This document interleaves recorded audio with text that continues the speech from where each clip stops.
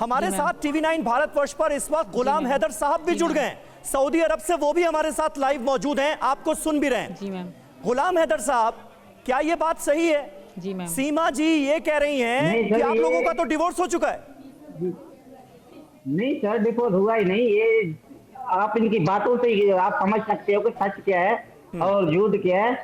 सीमा अभी भी मेरे पति है और मैंने कोई डिवोर्स नहीं दिया। हमारा लव मैरिज था। ये बातों को पता नहीं क्यों छुपा रहा है, या दबाव के शिकार में है या किसी खौफ में है। हम इसको कह रहा हूँ कि मैं अभी भी तुम्हारा पति हूँ, श्योर हूँ। मेरे 4 बच्चे हैं सर। सीमा अभी भी समझ जाओ, मैं तो हर दरवाजा खटखटाऊंगा, मोदी सरकार को, प्राइम मिनिस्टर को, कहीं तक भी नहीं छोड़ूंगा। तो मेरा घरवाली है।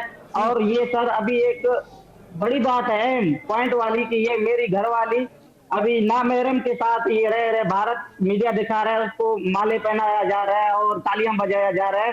ये किस कानून के तहत में है?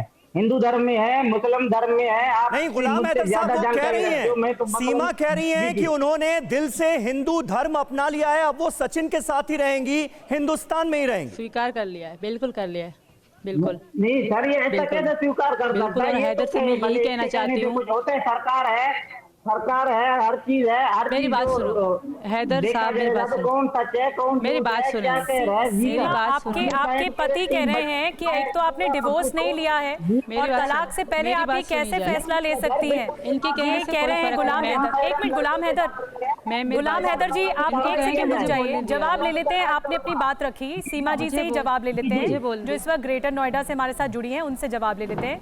सीमा जी, आपके पति कह रहे हैं, गुलाम हैदर कह रहे हैं कि आपने डिवोर्स नहीं लिया है, तलाक नहीं लिया है और उससे पहले आप दाखिल हो गई भारत में और आपने इस तरह से ये बात सामने आई है, तो आपने तलाक नहीं लिया है, ये कह रहे हैं वो।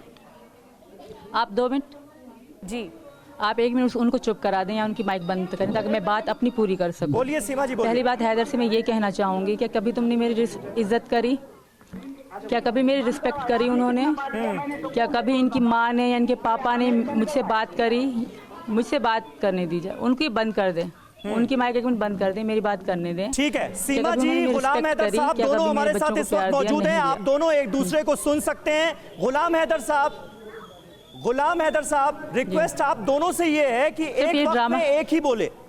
अब गुलाम हैदर साहब आपकी बात हो गई, सीमा उसका जवाब देना चाह रही हैं, अब सीमा को सुनिए, बोलिए नहीं गुलाम हैदर साहब, फिर मैं आपके पास आऊंगा तो बोलिएगा। सीमा बोलिए।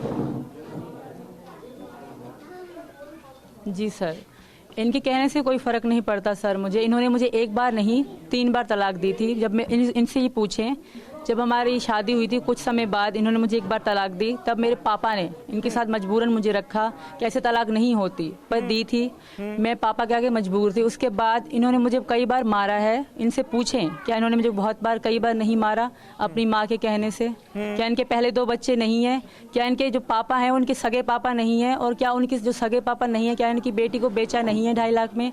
ये बात। इसके बाद जब ये दावा कर रहे हैं इनके पापा, क्या कभी जिंदगी में इनके पापा ने मुझे फोन करी? क्या हमारी कभी बात हुई? कभी भी नहीं हुई। जो इनके पापा हैं। और रही बात हैदर की, तो ये मेरे पति नहीं है, इन्होंने खुद क्या आप कह रही हैं, एक बार दोहराइए। इनमें ये रवाज है, जो हैदर के पापा हैं उनका रवाज है कि बेटी जितनी छोटी हो बड़ी हो, कोई पैसा देकर उनको देते हैं, रिश्ता कर देते हैं, मतलब शादी करवा रहे हैं। इनका सिस्टम है। इसी कारण इनके पापा मेरे घर नहीं आते थे, क्योंकि मेरी बेटियां थी और मुझे डर था कि कल ये मेरी बेटियां बेच देंगे।